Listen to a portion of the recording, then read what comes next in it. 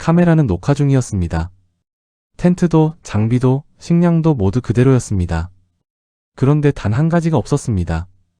사람이었습니다. 4명이 통째로 사라졌습니다. 싸운 흔적도 급히 달아난 흔적도 무너진 지형도 없었습니다. 협곡은 마치 처음부터 아무도 없었던 것처럼 고요했습니다. 그리고 카메라 속 마지막 영상에는 이 말이 담겨 있었습니다. 이곳은 사람이 들어오면 안 되는 곳입니다.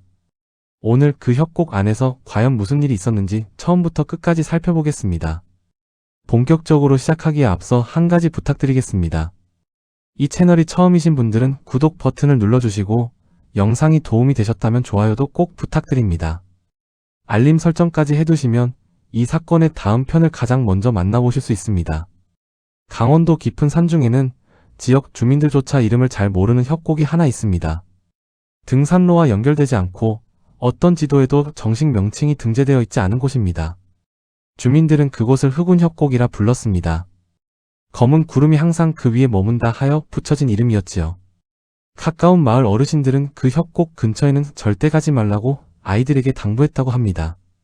이유는 물으면 그저 이렇게 말씀하셨다고 합니다. 들어간 사람이 온전히 나온 적이 없다고요. 이 협곡이 세상에 알려진 것은 한 다큐멘터리 제작팀이 이곳을 찾아오면서부터였습니다.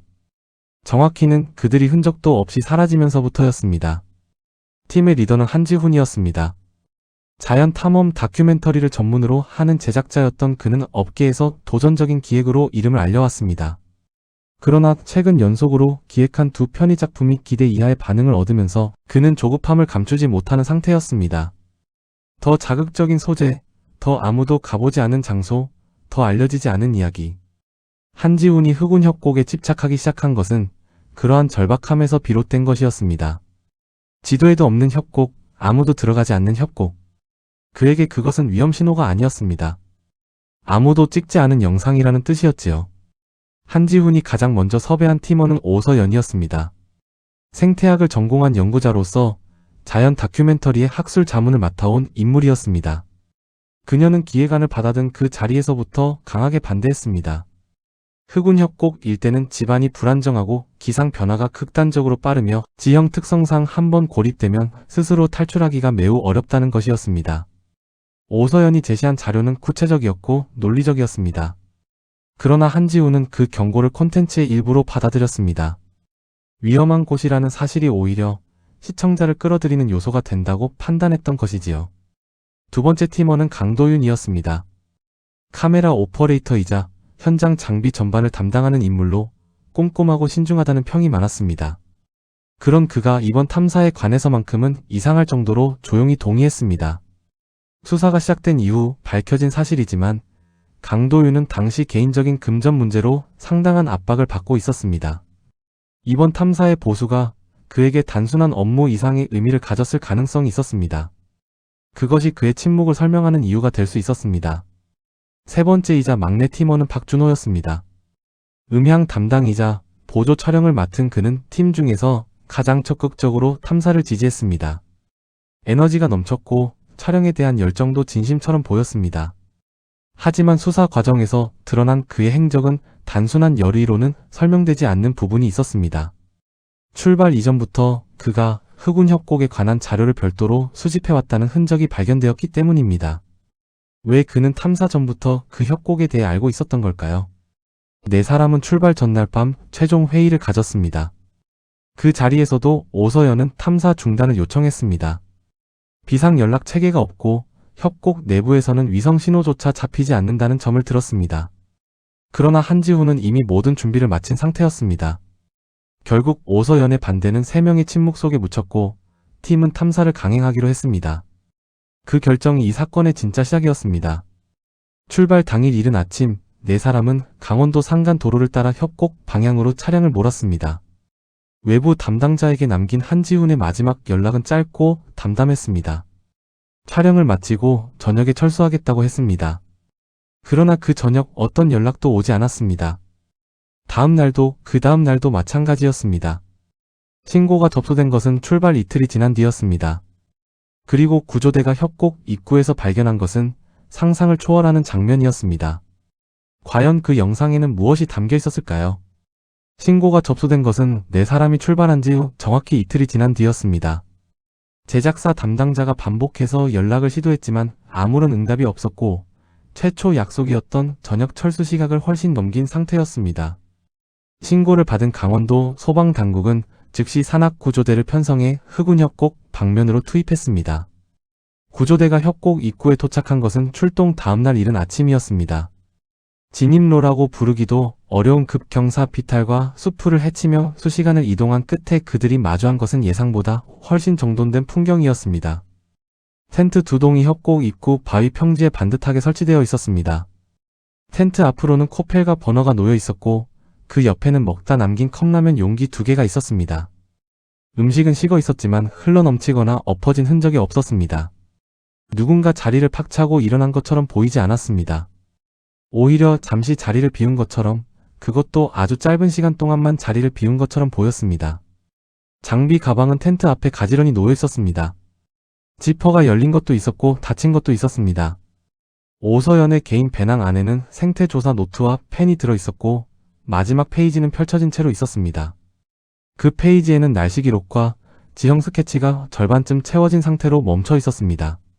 마치 쓰다가 그냥 일어난 것처럼 말입니다. 그리고 구조대원 한 명이 텐트 옆에서 삼각대에 고정된 카메라 한 대를 발견했습니다.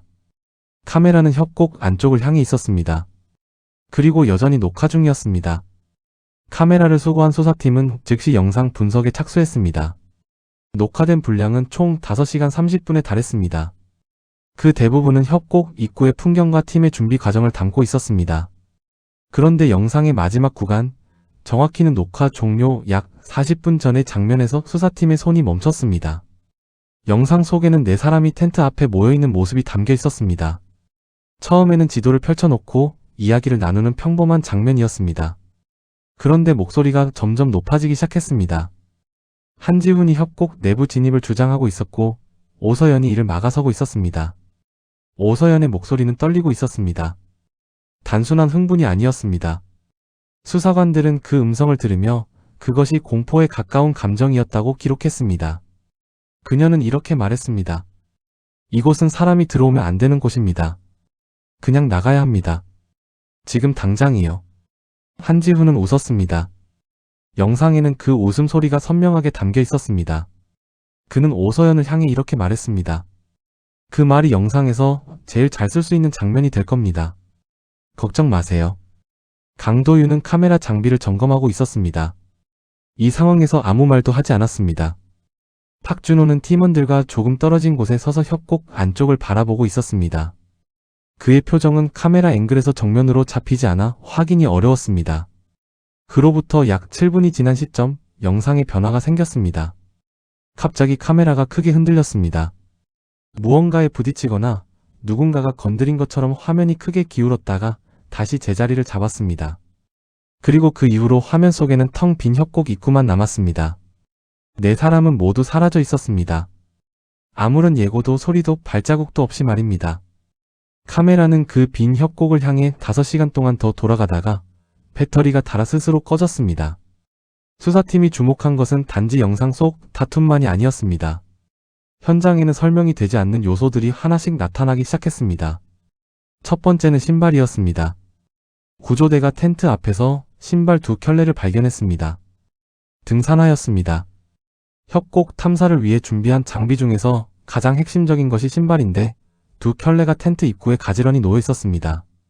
맨발로 협곡 안으로 들어갔다는 것은 상식적으로 납득하기 어려웠습니다. 그렇다고 2사람만 신발을 벗었을 이유도 없었습니다. 두 번째는 냄새였습니다. 구조대원 중 한 명이 텐트 주변에서 특이한 냄새를 맡았다고 진술했습니다. 흙냄새도 아니고 풀냄새도 아닌 무언가 타는 것 같기도 하고 썩는 것 같기도 한 냄새였다고 했습니다. 그러나 현장에서는 그 냄새의 출처가 될 만한 것을 발견하지 못했습니다. 세 번째는 협곡 입구 바위에 새겨진 흔적이었습니다. 당초에는 자연적으로 생긴 균열로 여겨졌던 것이 정밀 감식 결과 인위적으로 조각된 문양임이 밝혀졌습니다. 문양의 형태는 일정한 패턴을 가지고 있었고 새겨진 깊이와 간격이 고르게 반복되었습니다. 누가, 언제, 왜 협곡 입구 바위에 그런 문양을 새겼는지는 즉시 파악되지 않았습니다. 그리고 네 번째, 영상을 정밀 분석하던 수사관이 편집 소프트웨어로 카메라가 흔들리던 장면의 오디오를 분리해냈습니다. 화면이 기울어지는 그 짧은 순간 아주 낮은 볼륨으로 무언가 소리가 담겨 있었습니다. 누군가의 목소리였습니다. 그 목소리는 한 문장을 말하고 있었습니다. 음성 분석 전문가는 그것이 이런 말이라고 판독했습니다. 따라오지 마세요. 따라오지 마세요. 협곡 깊숙한 곳에서 카메라가 쓰러지던 그 순간에 담긴 그 목소리는 네 사람 중 누구의 것인지 끝내 특정되지 않았습니다. 사건은 단순 실종에서 특이 실종으로 분류되었습니다. 강원도 경찰청은 사건 전담팀을 구성했고 형사 윤태식이 주임으로 배정되었습니다. 윤태식은 오랫동안 변사와 실종 사건을 다뤄온 인물로 동료들 사이에서는 감정보다 증거를 먼저 본다는 평을 받고 있었습니다. 그런 그가 이 사건 파일을 받아들고 처음 한 말은 이것이었습니다. 이건 단순한 산악 사고가 아닙니다. 수사팀이 직면한 첫 번째 난관은 현장 자체였습니다. 흑운 협곡은 공식 등산로에서 완전히 벗어난 지형이었습니다. 수색 드론을 띄웠지만 협곡 내부의 지형이 너무 복잡하고 협소해서 드론이 진입할 수 있는 구간이 극히 제한적이었습니다. 지상 수색팀이 직접 협곡 내부를 탐색했지만 이틀간의 수색 끝에도 네 사람의 흔적을 단 하나도 발견하지 못했습니다. 두 번째 난관은 영상 속 정보의 한계였습니다. 카메라에 담긴 영상은 협곡 입구의 상황만 보여주고 있었습니다. 협곡 내부에서 어떤 일이 있었는지는 그 어떤 기기도 기록하지 못한 상태였습니다. 수사팀은 박준호의 노트북에서 협곡 진입 후 상황을 기록한 보조 카메라가 있었을 가능성을 추정했지만 그 카메라 역시 현장에서 발견되지 않았습니다. 세 번째는 각 인물에 대한 주변 진술의 엇갈림이었습니다. 한지훈의 지인들은 그가 무리한 촬영을 자주 감행해왔다고 말했습니다. 오서연의 동료는 그녀가 탐사 직전 매우 불안한 상태였으며 누군가에게 연락을 시도했다고 했습니다.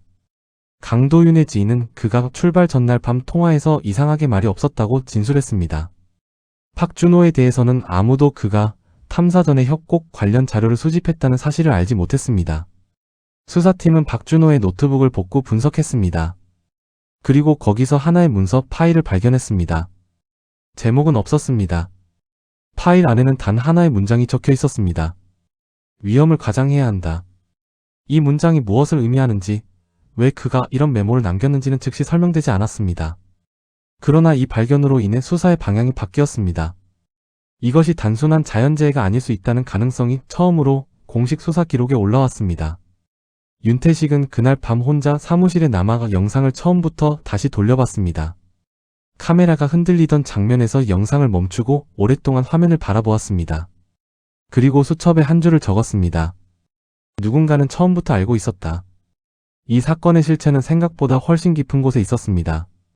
윤태식은 나흘째 같은 자리에 앉아 있었습니다.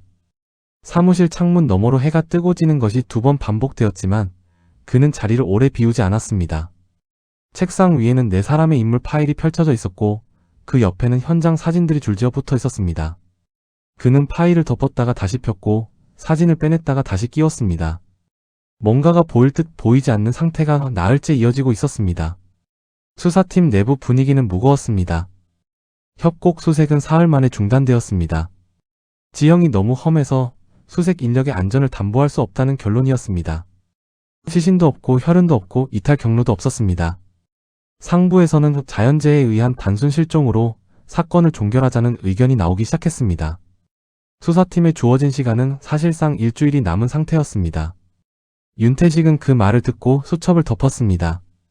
그리고 조용히 말했습니다. 일주일이면 충분합니다. 그는 팀원 2명을 불렀습니다. 막내 형사 이민재와 디지털 포렌식 담당 김서진이었습니다. 이민재는 젊고 빠른 인물로 현장 감각이 뛰어났습니다. 김서진은 말이 적었습니다. 필요한 것만 말하고 필요한 것만 했습니다. 윤태식이 선호하는 유형의 사람이었습니다. 그는 2 사람 앞에 카메라 메모리 카드 하나를 올려놓았습니다. 현장에서 수거한 카메라에서 복구된 메모리 카드였습니다. 영상 분석 초기에 이미 한 번 확인된 것이었지만 당시에는 삭제된 파일 복구까지는 시도하지 않은 상태였습니다. 윤태식은 김서진을 보았습니다. 김서진은 고개를 한번 끄덕였습니다. 그것으로 충분했습니다. 김서진이 포렌식 장비를 꺼내는 동안 윤태식은 이민재에게 네 사람의 통화 기록과 계좌 내역을 다시 분석하도록 지시했습니다. 이미 한 번 검토한 자료였습니다. 그러나 윤태식은 한 번 본 것을 다시 보는 것을 두려워하지 않았습니다. 처음에 보이지 않던 것이 두 번째에는 보이는 경우가 있다는 것을 그는 오랜 경험으로 알고 있었습니다. 복구 작업은 6시간 넘게 이어졌습니다. 김서진은 그 시간 동안 거의 말이 없었습니다. 커피도 마시지 않았습니다. 화면만 바라보며 조용히 작업을 진행했습니다. 윤태식은 그 옆에 앉아 이따금 현장 사진을 다시 들여다보았습니다. 사무실은 조용했습니다. 시계 소리만 들렸습니다. 그리고 새벽 1시가 조금 넘은 시각, 김서진이 처음으로 입을 열었습니다. 나왔습니다. 삭제된 영상 파일 3개가 복구되었습니다. 용량은 각각 크지 않았습니다. 촬영 시간으로는 총 12분 분량이었습니다. 그런데 그 12분이 이 사건의 판도를 바꾸었습니다. 첫 번째 복구 영상에는 협곡 진입 직전의 장면이 담겨 있었습니다. 네 사람이 협곡 입구 앞에 서 있는 모습이었습니다. 한지훈이 카메라를 들고 협곡 내부를 향해 앵글을 맞추고 있었고, 박준호가 그 옆에서 음향 장비를 점검하고 있었습니다. 강도윤은 뒤쪽에 서서 협곡 벽면을 손으로 찍고 있었습니다. 그리고 오서연은 그들과 조금 떨어진 곳에서 혼자 협곡 입구 바위를 내려다보고 있었습니다. 그녀의 표정은 화면에서 선명하게 보였습니다. 두려움이 아니었습니다. 그것은 뭔가를 확인한 사람의 표정이었습니다. 알아본 사람의 표정이었습니다. 윤태식은 영상을 멈추었습니다. 오서연의 얼굴이 화면에 정지된 채로 남았습니다. 그는 조용히 말했습니다. 이 사람은 이 장소를 처음 보는 게 아닙니다. 두 번째 복구 영상에는 협곡 벽면이 클로즈업된 장면이 담겨 있었습니다. 누군가가 바위 표면을 직접 촬영한 것이었습니다. 화면 속 바위에는 패턴이 있었습니다. 처음 수사팀이 발견했을 때 자연적 균열로 여겼던 바로 그 흔적이었습니다. 그런데 이 영상 속에서 그 문양은 훨씬 선명하게 보였습니다. 의도적으로 가까이 다가가 촬영한 것이 분명했습니다. 그리고 영상 끝부분에 짧게 손이 등장했습니다. 그 손은 문양의 가장자리를 손가락으로 따라 그렸습니다. 천천히 익숙하게 한 번도 멈추지 않고요. 수사팀은 그 손의 주인을 특정하는 작업에 착수했습니다. 이민재가 현장 사진과 영상 속 손의 형태를 비교, 분석한 끝에 한 가지 결론에 도달했습니다. 오서연 씨 손이랑 일치합니다. 반지 자국이랑 손목 형태가 같습니다. 윤태식은 곧바로 움직이지 않았습니다. 잠시 창문 밖을 바라보다가 이민재에게 물었습니다. 그 문양 뭔지 알아냈나요? 아직입니다. 국내 문헌에는 유사 사례가 없습니다. 민속 기록을 찾아보고 있습니다. 세 번째 복구 영상은 불과 3분 분량이었습니다. 영상은 어두웠습니다. 야간 촬영 모드로 찍은 것 같았습니다. 협곡 안쪽 깊은 곳에서 촬영된 것으로 보였습니다. 그 안에서 누군가의 목소리가 들렸습니다. 남성 목소리였습니다. 떨리고 있었습니다. 그리고 이렇게 말했습니다. 이게 아닌데? 이건 내가 생각한 게 아닌데. 여기서 나가야 해. 음성 분석 결과 그 목소리는 박준호의 것으로 판정되었습니다. 그런데 박준호의 목소리에서 그 어떤 연출의 흔적도 발견되지 않았습니다. 그것은 진짜 두려움이었습니다. 무언가를 준비하고 왔다가 실제로 마주한 것이 자신의 예상을 훨씬 넘어섰을 때 나오는 그런 목소리였습니다. 위험을 과장해야 한다고 메모를 남긴 사람이 정작 실제 위험 앞에서는 혼자 떨고 있었습니다. 이민재가 통화 기록과 계좌 내역 재분석 결과를 보고했습니다. 한 사람씩이었습니다. 한지훈의 통화 기록에는 탐사 출발 전 사흘간 방송국 편성팀과 5차례 이상 통화한 내역이 있었습니다. 내용은 확인되지 않았지만 통화 시간이 모두 짧았습니다. 일방적인 통보에 가까운 패턴이었습니다. 계좌 내역에는 탐사 이틀 전 이례적으로 큰 금액이 출금된 기록이 있었습니다. 그 돈이 어디로 갔는지는 확인되지 않았습니다. 강도윤의 계좌에는 탐사 출발 당일 아침 익명에 가까운 법인 계좌로부터 입금된 내역이 있었습니다. 금액은 통상적인 촬영 보수를 훨씬 초과했습니다. 이민재가 보고서를 내밀며 말했습니다. 이 돈 누가 왜 보냈는지 추적 중입니다. 법인 등록 주소가 실제로 존재하지 않는 곳입니다. 오서연의 경우는 달랐습니다. 그녀의 계좌와 통화 기록에서는 이상한 점이 발견되지 않았습니다. 오히려 탐사 출발 전날 밤 그녀가 자신의 지도 교수에게 남긴 음성 메시지가 확인되었습니다. 내용은 짧았습니다. 교수님, 제가 오늘 어딘가 다녀오게 됐는데요. 혹시 제 연구 자료 정리 좀 부탁드려도 될까요? 이유는 나중에 말씀드리겠습니다. 윤태식은 그 음성을 2번 들었습니다. 그리고 팀원들에게 말했습니다. 이 사람은 돌아오지 못할 수도 있다는 걸 알고 갔습니다. 그러면서도 갔습니다. 왜인지 알아야 합니다. 박준호의 노트북에서 추가 파일이 복구되었습니다. 이미 발견된 위험을 과장해야 한다는 문장 외에 그보다 며칠 일찍 작성된 메모가 하나 더 있었습니다. 내용은 이러했습니다. 협곡 안에 뭔가 있다. 밀렵꾼들이 접근을 막기 위해 표식을 남겼다는 이야기가 있다. 확인해봐야 한다. 이건 연출이 필요 없다. 이민재가 읽다 멈추었습니다. 윤태식이 말했습니다. 박준호는 처음엔 직접 확인하러 갔습니다.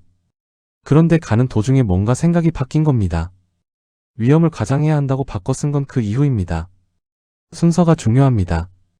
진짜 위험이 있다는 걸 알면서도 그것을 연출로 포장하려 했던 사람. 그리고 막상 그 위험 앞에 서자 혼자 떨었던 사람. 박준호가 숨긴 것은 그 모순이었습니다. 사건 종결 압박이 현실이 된 날 오후, 이민재가 수사팀 사무실로 뛰어 들어왔습니다. 뛴다는 표현이 어색하지 않을 정도의 속도였습니다. 그의 손에는 프린트된 문서 한 장이 들려 있었습니다. 찾았습니다. 문양입니다. 이민재가 찾아낸 것은 강원도 지역 민속 기록 중 하나였습니다. 산간 지역에서 활동하던 밀렵꾼들이 특정 구역의 동료들만 알아볼 수 있는 경고 표시를 남기던 관습을 기록한 자료였습니다.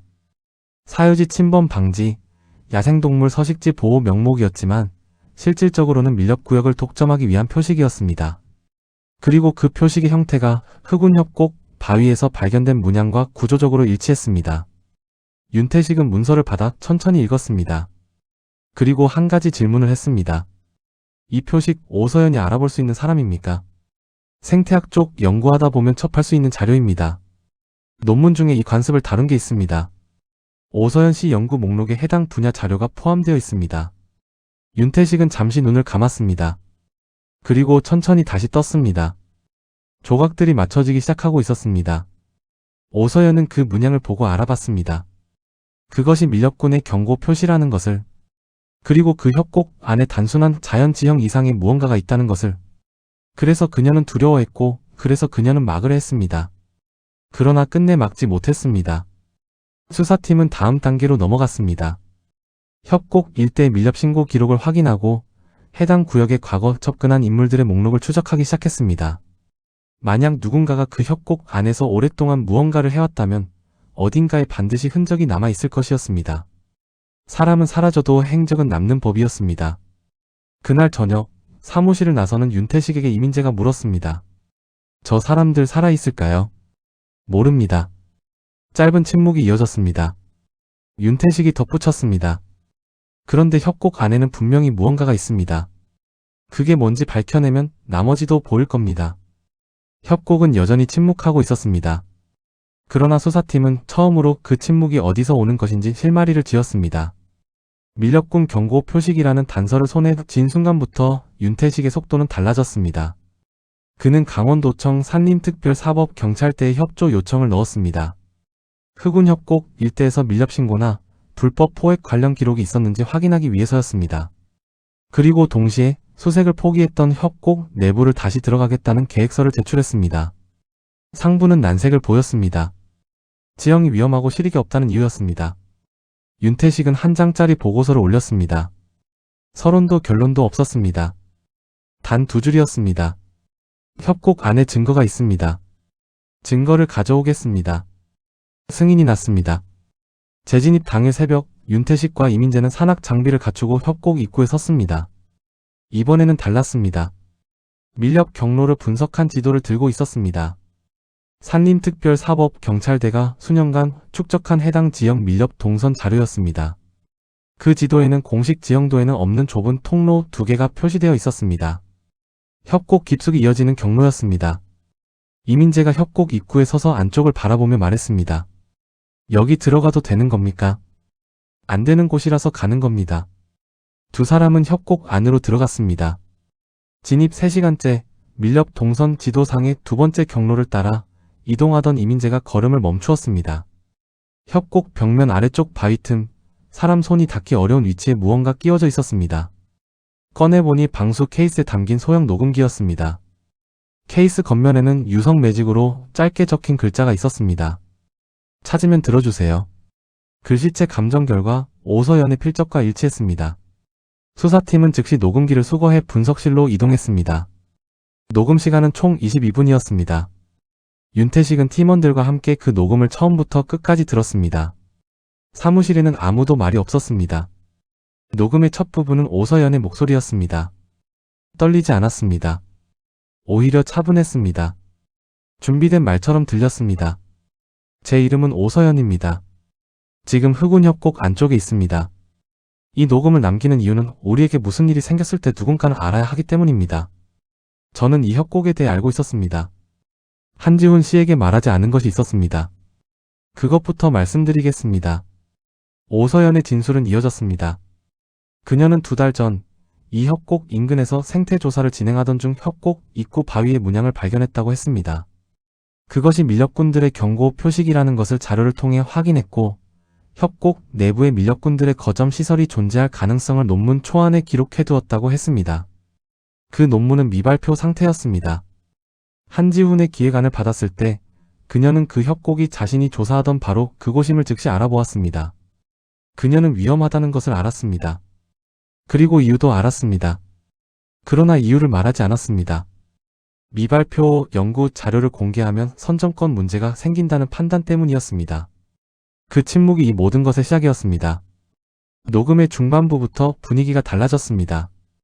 배경 소리가 바뀌었습니다. 바람 소리, 낙엽 밟히는 소리, 그리고 멀리서 무언가 무너지는 소리가 들렸습니다. 오서연의 목소리가 낮아졌습니다. 지훈 씨가 협곡 안쪽으로 계속 들어가겠다고 했습니다. 도윤 씨는 따라갔습니다. 준호는 이미 앞서가고 있었습니다. 저는 여기 남겠다고 했습니다. 이 녹음기를 숨겨두기 위해서입니다. 잠시 침묵이 있었습니다. 그리고 이어졌습니다. 저 소리 들리십니까? 저건 자연이 아닙니다. 협곡 안쪽에 구조물이 있습니다. 무너지는 소리입니다. 오래된 것이 한꺼번에 쏟아지는 소리입니다. 세 사람이 그쪽으로 갔습니다. 그 뒤로 비명 소리가 한 번 들렸습니다. 남성의 목소리였습니다. 그리고 낙석 소리가 크게 이어졌습니다. 오서연의 목소리는 더 이상 나오지 않았습니다. 녹음은 그 상태로 12분을 더 이어지다가 끝났습니다. 빈 협곡의 바람 소리만 담긴 채로 녹음기의 내용이 수사 기록에 올라가면서 사건의 전모가 구체적인 형태를 갖추기 시작했습니다. 산림특별사법경찰대의 자료와 교차 분석한 결과 흑운 협곡 내부에는 실제로 오래된 불법 포획 거점이 존재했을 가능성이 높다는 결론이 나왔습니다. 협곡 특성상 외부에서 보이지 않고 공식 지형도에도 표시되지 않아 수십 년간 사실상 방치된 구역이었습니다. 그 안에서 누군가는 오랫동안 발각되지 않고 무언가를 해왔다는 뜻이었습니다. 강도윤의 계좌로 입금된 금액의 출처도 이 시점에 윤곽이 드러났습니다. 법인 등록 주소가 존재하지 않았던 그 계좌는 특정 인물 한 명의 차명 계좌로 추정되었습니다. 그 인물은 해당 지역 일대에서 장기간 밀렵 활동을 해온 것으로 의심받던 인물이었으며 산림사법경찰의 내사 대상자 명단에 올라 있었습니다. 강도윤이 그 돈을 받은 경위, 그리고 그 인물이 왜 다큐멘터리 팀의 탐사에 돈을 넣었는지는 확인되지 않았습니다. 그러나 한 가지는 분명해졌습니다. 누군가는 이 팀이 협곡에 들어가는 것을 원했습니다. 그리고 누군가는 그 대가를 받았습니다. 박준호의 메모가 다시 소환되었습니다. 위험을 가장해야 한다. 그 문장이 처음에는 단순한 연출 의도처럼 보였습니다. 그러나 지금의 맥락에서 다시 읽으면 뉘앙스가 달랐습니다.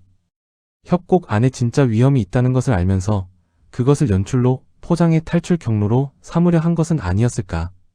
실제 위험을 방패 삼아 다른 무언가를 건드리려 했던 것은 아니었을까? 그 가능성은 끝내 확인되지 않았습니다. 박준호는 여전히 행방불명 상태였습니다. 윤태식은 오서연의 녹음 내용을 수십 번 반복해 들었다고 합니다. 특히 이 부분을 저는 이유를 말하지 않았습니다.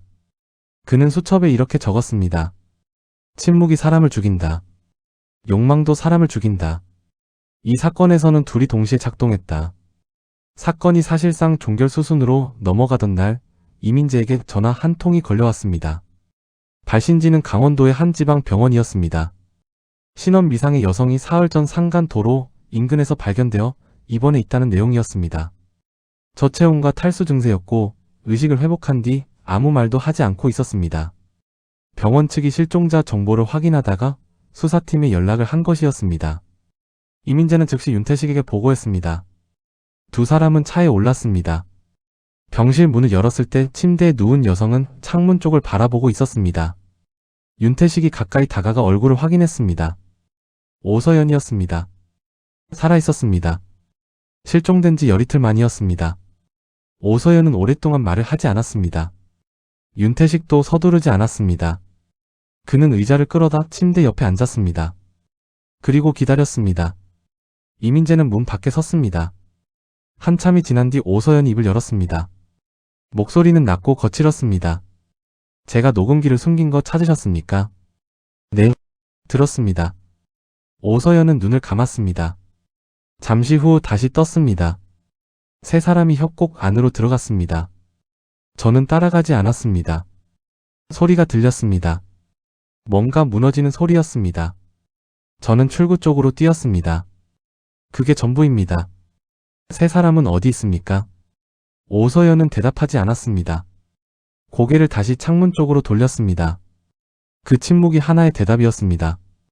윤태식은 자리에서 일어났습니다. 병실 문을 나서다가 멈추었습니다. 그리고 돌아보지 않고 말했습니다. 나머지는 나중에 듣겠습니다. 지금은 쉬세요. 오서연이 살아 돌아왔다는 사실은 이 사건에서 처음으로 생긴 균열이었습니다. 그러나 그 균열이 열어준 것은 해답이 아니라 더 깊은 질문이었습니다. 나머지 세 사람은 어디에 있는가? 결말 미제 윤태식의 결론. 협곡 내부 재수색은 두 차례 더 진행되었습니다. 산악 전문 구조대와 함께였습니다. 두 번째 수색에서 협곡 안쪽 깊은 곳에서 무너진 목재 구조물의 잔해가 발견되었습니다. 오래된 것이었습니다. 수십 년은 된 것으로 추정되었습니다. 그 주변에서 낡은 포획 도구 몇 점과 부식된 금속 용기들이 나왔습니다. 밀렵군의 거점이 실제했다는 것은 이로써 확인되었습니다. 그러나 한지훈, 강도윤, 박준호의 흔적은 발견되지 않았습니다. 의복도 장비도 유류품도 없었습니다. 세 번째 수색도 마찬가지였습니다. 협곡은 아무것도 내어주지 않았습니다. 오서연은 회복 후 수차례 조사를 받았습니다. 그녀의 진술은 녹음기의 내용과 일치했습니다. 추가로 확인된 것은 하나였습니다. 협곡으로 향하는 전날 밤, 강도윤이 그녀에게 짧게 문자를 보냈다는 것이었습니다. 내용은 이것이었습니다. 내일 들어가면 나는 바로 나올 수도 있습니다. 이유는 나중에 말해드릴게요. 오서연은 그 문자의 의미를 당시에는 이해하지 못했다고 했습니다. 강도윤은 협곡에서 빠져나올 계획이 있었을 수 있습니다. 그러나 그 계획이 실행되었는지는 끝내 확인되지 않았습니다. 사건은 결국 공식적으로 미제로 남았습니다. 한지훈, 강도윤, 박준호 세 사람은 여전히 행방불명 상태입니다. 밀렵 관련 내사 대상자는 강도윤 계좌와의 연결 혐의로 추가 조사를 받았으나 결정적 증거가 나오지 않아 수사는 계속 중입니다. 윤태식은 사건 종결 보고서 마지막 줄에 이렇게 적었습니다. 이 사건은 사고가 아닌 욕망의 결과입니다. 각자가 숨긴 것이 달랐고 각자가 원한 것이 달랐습니다. 그 모든 것이 한 협곡 안에서 동시에 충돌했습니다. 진실은 아직 그 안에 있습니다. 협곡 입구의 바위에는 지금도 그 문양이 남아 있습니다. 그리고 그 옆에는 누군가 새로 새긴 듯한 글자가 있습니다. 유성 매직으로 쓴 것처럼 보이기도 하고 날카로운 돌로 긁은 것처럼 보이기도 합니다. 수사팀이 확인했을 때 이미 그 자리에 있었다고 합니다. 들어오지 마라. 이미 늦었다. 누가 남긴 것인지는 밝혀지지 않았습니다. 흑운 협곡은 지금도 지도에 없습니다. 그리고 그 안에서 무슨 일이 있었는지, 세 사람이 어디에 있는지 아직 아무도 모릅니다. 이 사건을 끝까지 함께 해주셔서 감사합니다.